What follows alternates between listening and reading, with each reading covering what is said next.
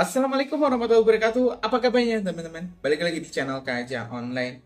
Pembubaran DPR menjadi salah satu poin utama tuntutan dari pendemonstran masyarakat yang turun tumpah ruah sejak tanggal 25 Agustus 2025.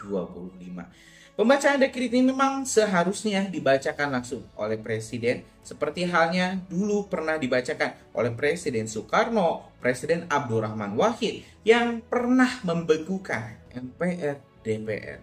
Menariknya teman-teman, ini Pak Prabowo juga disinyalir mempunyai salah satu langkah taktis, langkah solusi yang jitu yang bisa untuk meredam gejolak amarah masyarakat saat ini, yaitu melakukan pembubaran anggota Dewan DPR kita. Tapi teman-teman, tentu pembubaran ini memerlukan kajian lebih jauh. Jangan sampai pembubaran ini hanya sebatas teman-teman menonaktifkan para anggota DPR yang bisa sewaktu-waktu nanti diaktifkan kembali. Nah, ini menarik juga di saat Wapres kita Gibran Raka menggoprak teman-teman, ini mengguncang parlemen dengan ya kita lihat kemarin di parlemen saat para anggota dewan kita yang terhormat menari bak ini biduan mendengarkan musik. Ini Mas Gibran masih saja menjaga ketenangannya, menjaga wibawanya. Dan yang lebih miris ini Sahroni, Puan Maharani bukannya menemui anggota, bukannya menemui para demonstran, malah menyebut ini, terutama ya Ahmad Sahroni menyebut para demonstran, rakyat yang mendatangi rumahnya sebagai masyarakat yang sangat bodoh, bahkan disebut bodoh. Nah, hari ini kita mau kaji dulu informasi terkait pembubaran DPR dan bagaimana dulu Presiden pertama Soekarno pernah membubarkan DPR. Dulu juga ini Abdurrahman Wahid juga pernah membekukan, membubarkan DPR, MPR. Dan apakah DPR memang sudah tidak bisa diselamatkan? Memang apakah DPR harus dibubarkan? Kita mending kaji dulu informasi selengkapnya. Kami selaku Kepala Negara Republik Indonesia terpaksa mengambil langkah-langkah luar biasa dengan memaklumkan: 1. Membekukan Majelis Permusyawaratan Rakyat RI dan Dewan Perwakilan Rakyat RI. 2. Mengembalikan kedaulatan ke tangan rakyat dan mengambil tindakan serta menyusun badan yang diperlukan untuk menyelenggarakan pemilihan umum dalam waktu 1 tahun. 3. Menyelamatkan gerakan reformasi total dari hambatan unsur-unsur Orde Baru dengan membekukan Partai Golkar sambil menunggu keputusan Mahkamah Agung. Namun dekret tersebut ditolak oleh MPR. Saat itu MPR RI dipimpin oleh Amin Rais. Sidang istimewa tetap digelar dan memutuskan untuk mencabut mandat Gus Dur sebagai presiden. Gus Dur pun dimakzulkan. Meskipun sampai hari ini, kasus hukum yang dituduhkan kepada Gus Dur tidak pernah terbukti secara sah. Tepat pasca Gus Dur dimakzulkan, pada 23 Juli 2001 di gedung MPR RI, Wakil Presiden Gus Dur, Megawati Soekarno Putri, dilantik menjadi Presiden RI kelima. Alasan persisnya, sementara banyak orang terlantar yang harus diayomi oleh departemen itu. Persisnya itu. Karena departemen itu yang mestinya mengayomi rakyat ternyata korupsinya gede-gedean. Sampai hari ini. Kalau membunuh tikus kan tidak perlu membakar lumbungnya. Oh memang. Kenapa Anda bakar lumbungnya? Bukan. Karena tikusnya sudah menguasai lumbung. Ada segelintir orang, saya kira mereka entah sadar atau tidak sadar, mereka ya itu sudah jadi antek-antek asing. Saya katakan mereka sadar atau mereka antek asing. Mereka tidak suka Indonesia bangkit. Mereka tidak suka Indonesia bangkit. Saya katakan mereka tidak suka Indonesia bangkit. Tapi kita yang akan bangkit bersama Indonesia.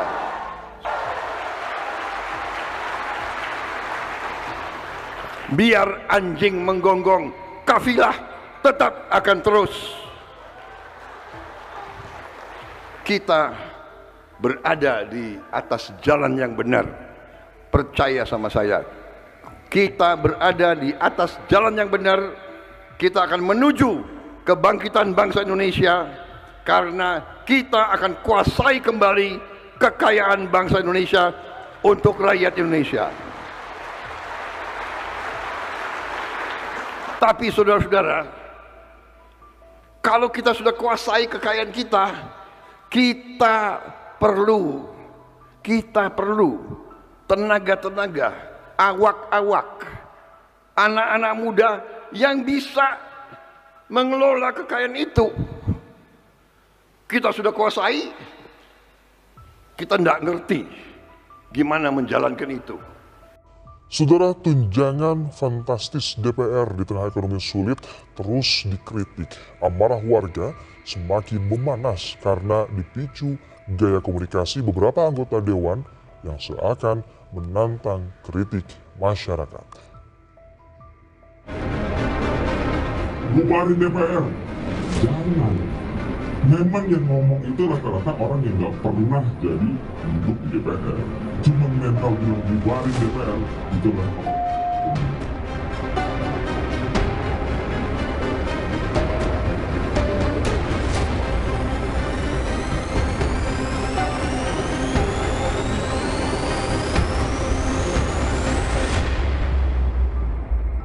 Tunjangan anggota DPR naik melejit di saat ekonomi masyarakat terhimpit, membuat amarah rakyat tak terbendung.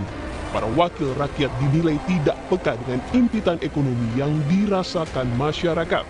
Tak hanya itu, gaya komunikasi sejumlah anggota dewan menjawab persoalan publik makin membuat masyarakat meradang. Salah satunya pernyataan anggota DPR Ahmad Sahroni. Bubarin DPR, jangan. Memang yang ngomong itu rata-rata orang yang gak pernah jadi duduk di DPR. Cuma mental bilang bubarin DPR, itulah orang. Sikap anggota DPR ini memicu amarah publik yang menilai kinerja anggota dewan tak sebanding dengan fasilitas yang diterima. Kelompok buruh menilai besarnya tunjangan perumahan anggota DPR tidak masuk akal. Apalagi tunjangan itu diberikan di tengah upah murah yang saat ini diterima buruh. DPR aja naikin tunjangan seenak-enaknya dia. Dia naikin gaji seenak-enaknya dia. Pakai joget-joget lagi. Di mana hati nuraninya? Itu yang menyakiti rakyat. Itu yang menyakiti buruh. Buruh sampai turun ke jalan hanya untuk kalau naik 8,5%, rata-rata ya, rata-rata itu 200.000. Dia naik upah, tunjangan perumahannya jadi 50 juta. Mendapat kritik sana-sini, Ketua DPR RI Puan Maharani meminta maaf jika kinerja Dewan Perwakilan Rakyat dinilai kurang memuaskan masyarakat. Puan berjanji akan mengevaluasi diri, termasuk membuka ruang dialog dan komunikasi. Assalamualaikum warahmatullahi wabarakatuh. Salam sejahtera untuk kita semua. Om Swastiastu, Namo Buddhaya, salam kebajikan. Yang saya hormati seluruh rakyat Indonesia. Pada kesempatan ini, atas nama seluruh anggota dan pimpinan DPR RI, kami menyampaikan duka cita yang mendalam atas wafatnya almarhum saudara Afan Kurniawan, pengemudi ojek online yang menjadi korban saat terjadinya aksi demonstrasi pada tanggal 28 Agustus 2025 yang lalu. Semoga amal ibadahnya diterima Allah Subhanahu wa Ta'ala dan keluarga yang ditinggalkan diberi kekuatan, ikhlas menerimanya, dan diberi ketabahan oleh Allah Subhanahu wa Ta'ala. Amin ya Rabbal Alamin. Kami meminta kepada Kapolri dan seluruh jajarannya agar mengusut tuntas dan transparan atas kejadian yang terjadi. Dan kami akan mengawal proses penyelidikannya sampai selesai. Kami juga menyampaikan keprihatinan yang mendalam atas kekerasan yang dialami oleh para peserta demonstrasi saat menyampaikan aspirasinya. Atas nama seluruh anggota dan pimpinan DPR RI, kami meminta maaf apabila belum sepenuhnya dapat menjalankan tugas kami sebagai wakil rakyat. DPR RI akan terus berbenah dalam mendengar aspirasi rakyat. Menjadi komitmen kami untuk terus membuka ruang komunikasi yang sehat dalam bergotong royong dalam membangun bangsa dan negara. Kita bersama harus selalu mawas diri, harus selalu bekerja keras, dan harus selalu berdoa agar ke depan insiden dan tragedi seperti ini tidak terjadi kembali dan tidak pernah terjadi lagi. Semoga Allah Subhanahu wa Ta'ala, Tuhan yang Maha Esa, memberikan rahmat dan bimbingannya bagi kita semua. Wassalamualaikum warahmatullahi wabarakatuh. Om Santi, Santi, Santi Om. Terima kasih. Kita akan cari pulau. Kalau mereka mau keluar, biar ketemu sama hiu. Saya tidak akan mundur menghadapi koruptor. Saya tidak akan mundur menghadapi koruptor.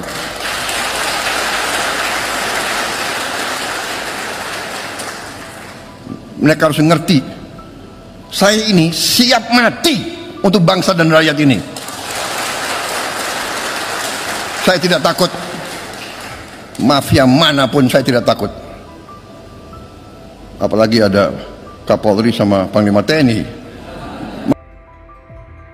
Anggota DPR RI Eko Patrio dihujat netizen. Pelawak itu dianggap nantangin dan ngeledek netizen melalui videonya.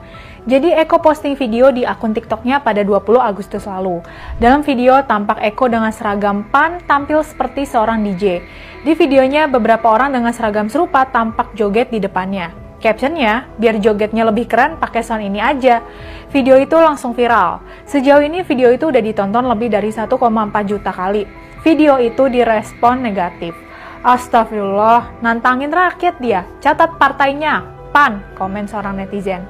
Emang bener-bener artis atau seleb nggak punya empati sama sekali, komen yang lain. Jujur sakit hati nggak rakyat diejek begini, komen lainnya. Oh, nantangin lo, mau jadi kayak Bupati Pati Jilid 2 lu kok, timpal yang lain. Anggapan sebagian netizen bahwa video itu ngeledek dan nantangin rakyat bisa dipahami. Sebelumnya, kelakuan anggota DPR RI jadi sorotan publik saat sidang tahunan MPR 15 Agustus lalu. Ketika itu, sebagian anggota DPR RI tampak berjoget gembira di sela-sela acara. Mereka tampak menikmati alunan Gemu Famire yang diputar di ruang sidang. Cukup banyak anggota DPR RI yang tertangkap kamera tengah berjoget. Di antaranya, Eko bersama anggota DPR RI dari PAN, juga anggota DPR lain dari fraksi lainnya. Bahkan sejumlah media mengungkap kekayaan Sada Restuwati yang tampak sangat mencolok menikmati alunan Gemu Famire. Anggota DPR RI dari PDIP itu dikatakan memiliki kekayaan 38 miliar rupiah.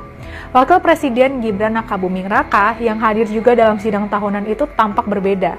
Gibran justru bersikap sebaliknya. Gibran gak ikut menikmati alunan Gemu Famire. Ekspresi Gibran malah tampak dingin dan datar. Akun Instagram @fakta.indo memposting video detik-detik Gibran terdiam melihat keceriaan para anggota DPR RI pada 18 Agustus lalu. Captionnya, momen Wapres terdiam menyaksikan anggota DPR tiba-tiba joget usai sidang. Melihat para wakil rakyat yang asyik berjoget itu, netizen di luar gedung merespons negatif. Netizen ngerasa para anggota DPR itu nggak peka sama kondisi rakyat yang diwakili. Apalagi diberitakan pemasukan anggota DPR dinaikin. Pemasukan mereka rata-rata tembus 100 juta rupiah lebih per bulan. Itu artinya, dalam satu hari pemasukan mereka mencapai 3 juta rupiah. Pemasukan para anggota DPR RI itu lalu dibandingin sama UMR Jakarta yang cuma sekitar 5,3 juta rupiah. Itu artinya, pemasukan sebulan anggota DPR sama dengan hampir 20 kali lipat UMR Jakarta. Dengan pemasukan segede itu, harusnya mereka bekerja serius buat rakyat. Tapi faktanya, kasus korupsi DPR gak ada habisnya. Dari proyek infrastruktur, bansos, sampai kasus gede yang ngerugiin negara triliunan rupiah. Netizen marah bukan tanpa dasar. Harga kebutuhan pokok naik dan rakyat lagi susah. Tapi sebagian anggota DPR malah heboh joget-joget. Sayangnya, bukannya belajar dari kritik itu, Eko malah milih ngeledek netizen. Sikap ini nunjukin dia rendah banget kepekaannya.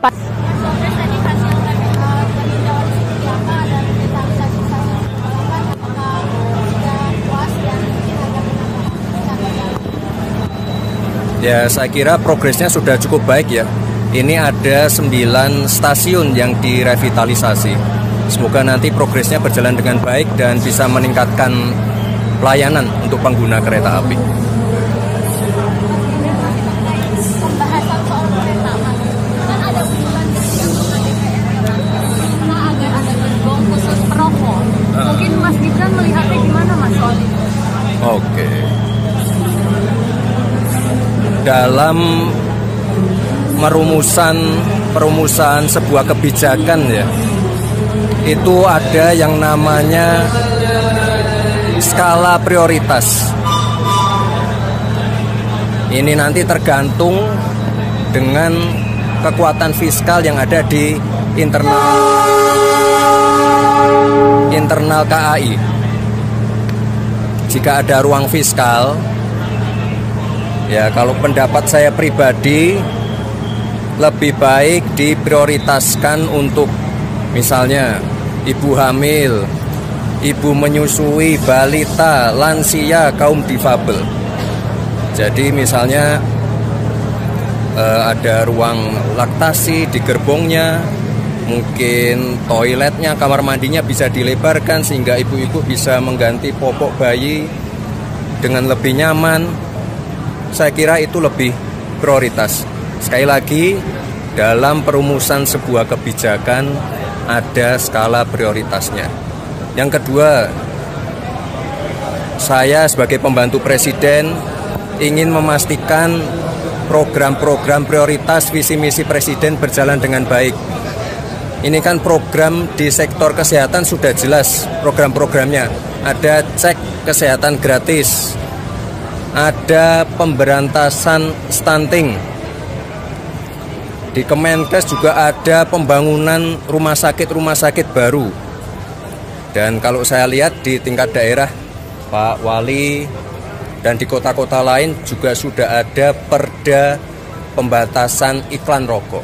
Jadi ya sekali lagi untuk Bapak Ibu anggota DPR yang terhormat, saya mohon maaf ini masukannya kurang sinkron dengan program dari Bapak Presiden. Dan sudah ada SE, sudah ada undang-undangnya, sudah ada PP-nya yang menyatakan bahwa yang namanya transportasi umum itu adalah kawasan bebas rokok. Tapi sekali lagi untuk Bapak Ibu anggota Dewan yang terhormat, masukan-masukannya, evaluasinya kami tampung, evaluasi dari masyarakat, warga, pengguna kereta api juga kami tampung demi kebaikan pelayanan KAI ke depan. Sekali lagi, semua ada skala prioritasnya. Dan nanti silahkan teman-teman media setelah doorstop ini bisa menanyakan ke para penumpang apakah setuju dengan usulan para anggota Dewan tadi. Apakah mungkin ada kebutuhan-kebutuhan lain yang mungkin lebih prioritas. Silahkan, ini semua untuk kebaikan KAI ke depan, untuk kebaikan dan peningkatan pelayanan KAI ke depan. Dan sekali lagi saya mohon maaf pada Bapak Ibu anggota Dewan yang terhormat, masukannya tetap kami tampung, tapi ada hal-hal lain yang lebih prioritas. Ya.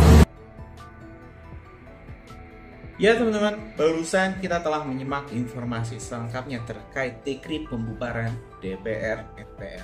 Kita telah melihat juga bagaimana dulu Gus Dur berani, teman-teman, ini Bapak Abdurrahman Wahid berani membekukan DPR dikarenakan ya kalau ditanya oleh wartawan kenapa Bapak membakar lumbung untuk membunuh tikus, jawabannya sangat simpel. Ya karena lumbung itu sudah dikuasai oleh para tikus. Jadi memang tidak bisa diselamatkan, tidak bisa lagi teman-teman. Ya ini DPR dipertahankan. Korupsinya gede-gedean dan itu terbukti hingga saat ini. DPR menjadi salah satu instansi pemerintah yang korupnya bukan main. Mulai dari berbagai kasus seperti EKTP dan banyak juga kasus-kasus lainnya menjerat para anggota DPR. Gimana nih menurut teman-teman? Setuju nggak sih kalau misalnya DPR dibekukan? Atau mungkin teman-teman punya solusi yang lain? Tulis di kolom komentar, kita bakal diskusikan. Terima kasih. Assalamualaikum warahmatullahi wabarakatuh.